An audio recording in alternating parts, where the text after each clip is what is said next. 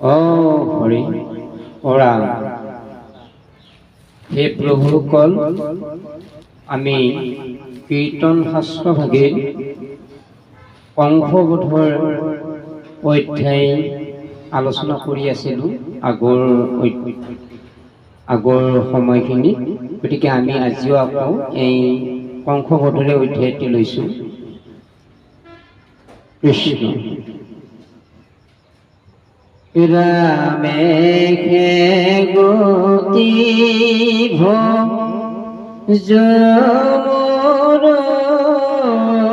মতি, ৰামেহে গতি, ৰামেহে গতি, ৰামেহে গতি ভজমৰ মতি, ৰামেহে গতি, ৰামেহে গতি, অভাগী কিনো আমি হবে সুখী, যুদ্ধ সময়ত কৃষ্ণক দেখি, কি পুণ্য কৰিলে বজৰ নাৰী,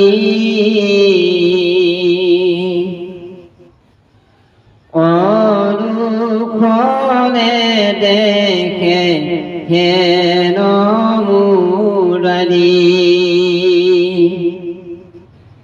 হে প্ৰভুসকল, আমি তৰিবলগীয়া হ'লে কেৱল ৰামৰ নামেই লাগিব।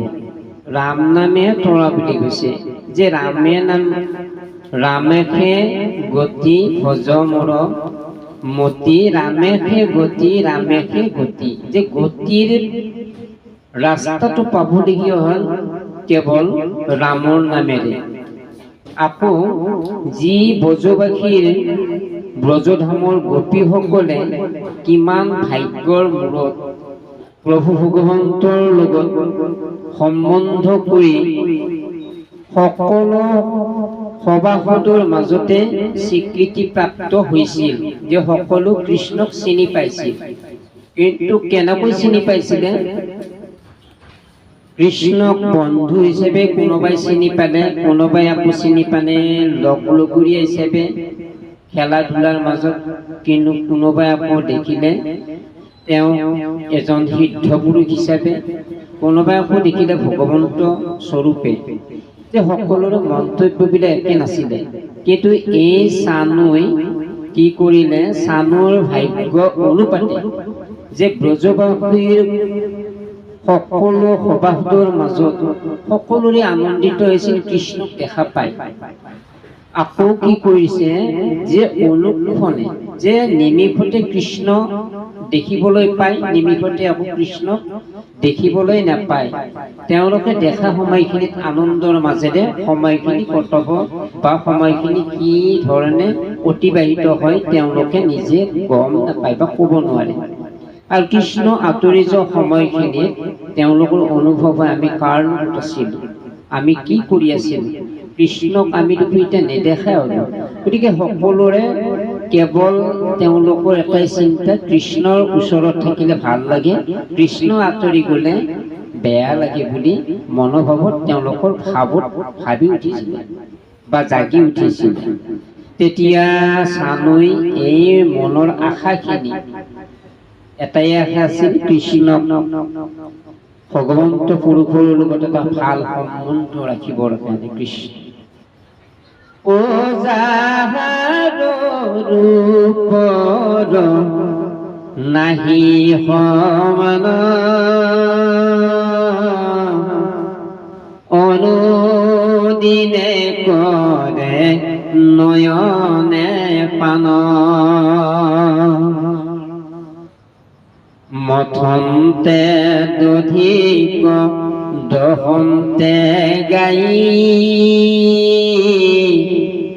কৰন্তে গৃহৰ কৃত দায়ী। আমি ভকতসকল যেতিয়া শৰণপ্ৰাপ্য যুগত আমি যেতিয়া সাধনা স্তৰলৈ গ'লো, গুৰুজনাৰ কৃপাই আমাক মুখৰিত কৰিলে বা আনন্দিত কৰিলে যে এই মহাপুৰুষীয় ধৰ্মৰ যি আনন্দ কেৱল হৰিনামৰে আনন্দ, আৰু এই আনন্দখিনি আমি কেৱল কি কৰিছোঁ, খাওঁতে শুওঁতে খোজ কাঢ়োঁতে ক'ৰবাত যাওঁতে আমি কৃষ্ণ নামেৰে পূৰ্ণ কৰোঁ। হয়তো আমি কেতিয়াবা বৰগীত এফাকি গাই আনন্দিত হওঁ, কেতিয়াবা হৰি কীৰ্তন গাই আনন্দিত হওঁ, কেতিয়াবা আকৌ আমি কি কৰোঁ, গুণমালাৰে আমি আনন্দিত হওঁ। এই নাম গুণবিলাক প্ৰকাশ কৰিবৰ কাৰণে আমি চেষ্টা কৰা যিটো আমাৰ ধৰ্মৰ দক্ষতাৰে আমি যদি ধৰ্ম নাপালোহেঁতেন, এই নাম কেনেকৈ ল'ব লাগে বা নাম আমি কিয় ল'ব লাগে আমি সেই কথাটো নেজানিলো। এতিয়া আমি কি কৰিছোঁ, আমি গুৰু সেৱা কৰি আহি ঈশ্বৰৰ নামে জপ কৰোঁ বা আমি ঈশ্বৰৰ নামে আমি স্মৰণ কৰোঁ। এই কথাখিনি কি কৰিছে, সকলোৱে অনুভৱ কৰিছে যে ব্ৰজধামৰ গোপীসকলে গুণানুকীৰ্তন কৰিছে, দধি যিবিলাকে মাখন ক্ৰীম তৈয়াৰ কৰিছে তেওঁলোকক গুণ কীৰ্তনেৰে ঈশ্বৰৰ নাম প্ৰকাশ কৰিছে। এই প্ৰকাশ কৰা কথাখিনিকে কি কৰিছে, চানুই তেওঁৰ মনত ভাৱ আহিল যে সকলো ঈশ্বৰৰ নাম প্ৰাপ্তি হ'লে কিমান আনন্দিত। ভাল কামৰ সোৱাদেই বেলেগ আৰু বেয়া কামৰ সোৱাদটো ক'বই নোৱাৰি। সদায় গালি তিৰস্কাৰৰ মাজতে আমি চলিবলগীয়া হয়। কৃষ্ণ হে ৰাম ৰাম, ও কৃষ্ণ গায়ে গুণ নাম গীত, সততে কৃষ্ণ তো অৰ্পিয়া চিত্ত, পৰে প্ৰেম ভাৱ লোকত জৰি, ধৈন্য ধৈন্য কিনো ব্ৰজ সুন্দৰী।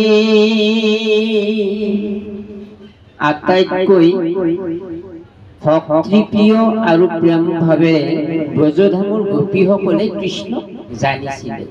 এনেকৈ তেওঁলোকে কিয় এইটো ব্ৰজধামৰ গোপীসকলৰ প্ৰেম ভাৱ জাগি উঠিলে যে গো মানে বেদ আৰু পি মানে পিয়ন্তে, গোপীসকলে ঈশ্বৰৰ নাম পান কৰিছিল। গোপীসকলে অন্তত কৃষ্ণৰ নাম স্মৰণ সজে পুতিয়ে লৈছিলে, উশাহ নিশাহতে কৃষ্ণ নাম লৈছিলে। এই ব্ৰজধামৰ গোপীসকলে লীলা খেলা পৰন্তু কৃষ্ণ নাম লৈছিলে। ধন্য ধন্য কিনো ব্ৰজৰ সুন্দৰী বুলি কৈছে যে তেওঁলোকে যেতিয়া ঈশ্বৰৰ নাম লয় তেতিয়া অত্যন্ত ধুনীয়া হৈ পৰে, দেহ মন চৰিত্ৰ গুণ গোটেইখিনি সুন্দৰ হৈ ভৰি পৰে বুলি কৈছে। আৰু কি কৰিছে, আমি যদি নাম লৈ যদি চিন্তাটো বেলেগ কৰোঁ তেতিয়াহ'লে কামত নাহিব। ব্ৰজধামৰ গোপীসকলে কেৱল নামো লৈছিলে, চিন্তাও কৰিছিলে কৃষ্ণৰে, তাকে প্ৰকাশ কৰিছে। হে ৰাম ৰাম ৰাম, ও প্ৰভাতে যাহন্তে ব্ৰজৰ হন্তে, গৰু সমে সন্ধ্যা বেলায়া খন্তে, ও কৃষ্ণ বংশীৰ শুনন্তে ৰাও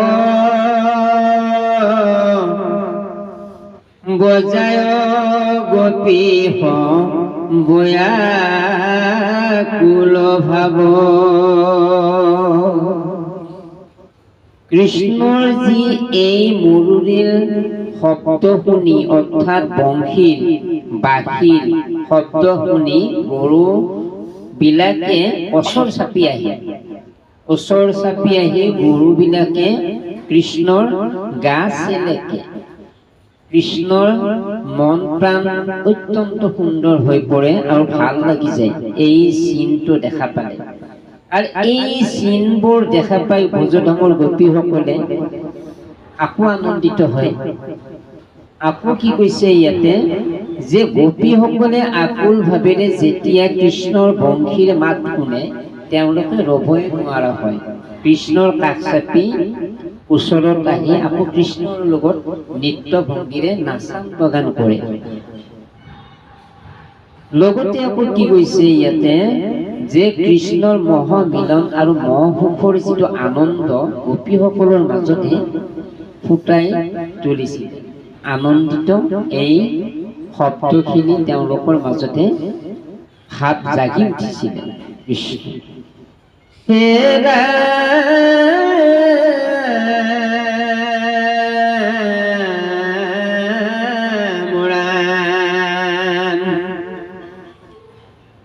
ও কৃষ্ণ কো দেখিমি লেমহা সুখ সাহয় কত হাকিত মুখ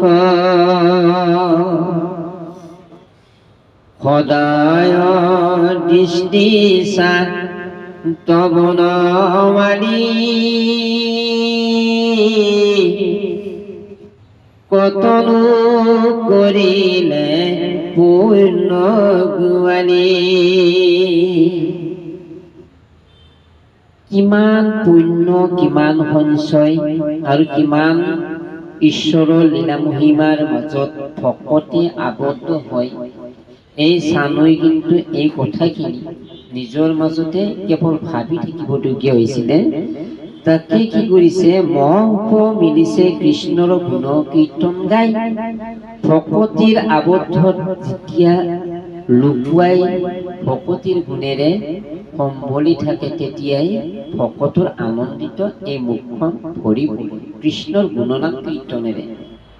লগতে আৰু কি কৈছে এই হাঁহিত মুখৰ মাজত যিটো ডালিম গুটিয়া হাঁহিৰে যেতিয়া মিচিকিয়াই হাঁহে এই ব্ৰহ্ম বিশ্ব ব্ৰহ্মাণ্ডখন তেওঁলোকে ভাৱত জাগি উঠে। ইমান ধুনীয়া কৃষ্ণৰ হাঁহি, ইমান ধুনীয়া কৃষ্ণৰ লীলা মহিমা, ইমান আনন্দিত হৈ এই ভাৱবিলাক জাগি উঠিছিলে। কৃষ্ণময় সকলোতে দেখে, য'তে যে ত'তে কৃষ্ণ দেখে। সেইকাৰণে ব্ৰজধামৰ গোপীসকলে নাৰদে কৈছিলে যে হে প্ৰভু আপুনি 16,000 গোপীৰ লগত ৰাস কৰে, লীলা কৰে, মহিমা দেখুৱাই, কিন্তু তাৰে এগৰাকী আমাক দিব নোৱাৰে নেকি? আমাৰ তেনেকুৱা লীলা কৰিবলৈ ইচ্ছা যায়।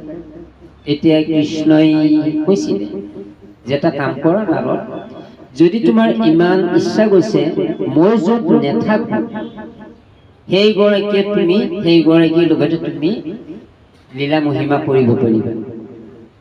ঠিক আছে, প্ৰতিশ্ৰুতি মতে কৃষ্ণৰ এই প্ৰতিশ্ৰুতি মতে নাৰদে গৈ এই ব্ৰজধামৰ গোপীসকলৰ কাষত থিয় দিলে আকৌ কৃষ্ণই কাষতে থিয় দিয়ে। গতিকে এনেকুৱা 16,000 গোপীৰ লগত যেতিয়া তেওঁলোকে কেৱল নাৰদে দেখে কৃষ্ণময় দেখে সকলোতে দেখাৰ পিছত এতিয়া নাৰদে ভাগৰি পৰিলে যে কৃষ্ণ অবিহনে গোপীসকলে জীয়াই নাথাকে, কৃষ্ণৰ মাজতে জীয়াই আছে।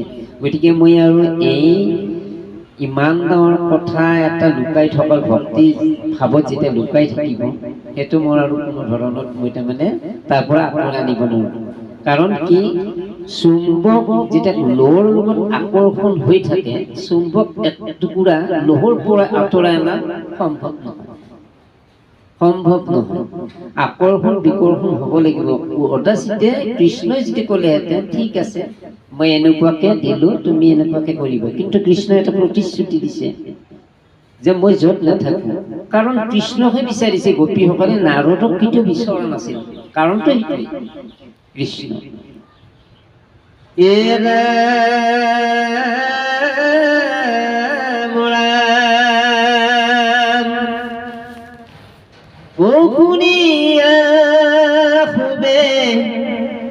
পুৰস্তিয় বাণী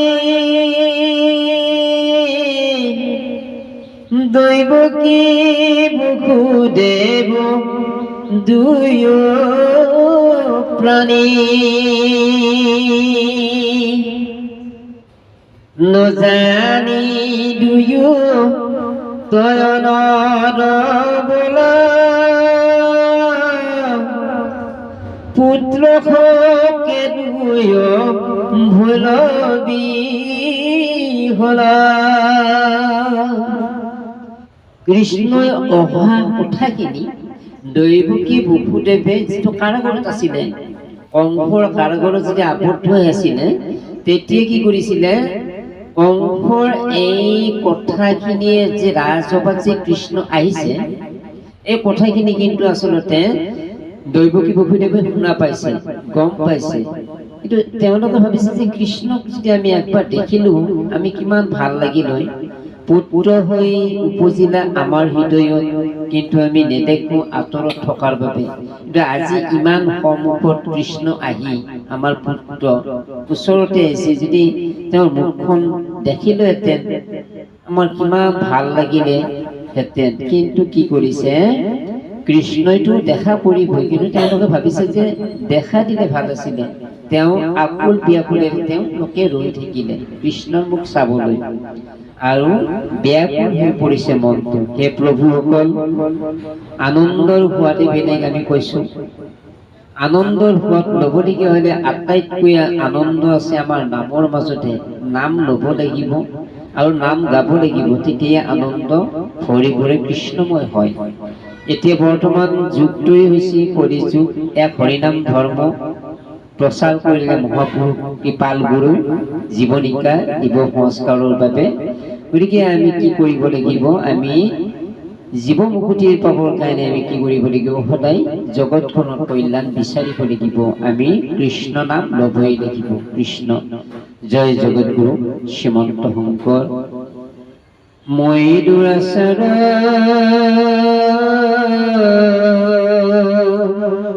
কেৱলে তোমাৰ অপৰা দীনাদায়ন সমিও কহৰি লয়দাস কৰি পুখিলো হেৰা কৰণ পুখিলো হেৰা কৰণ।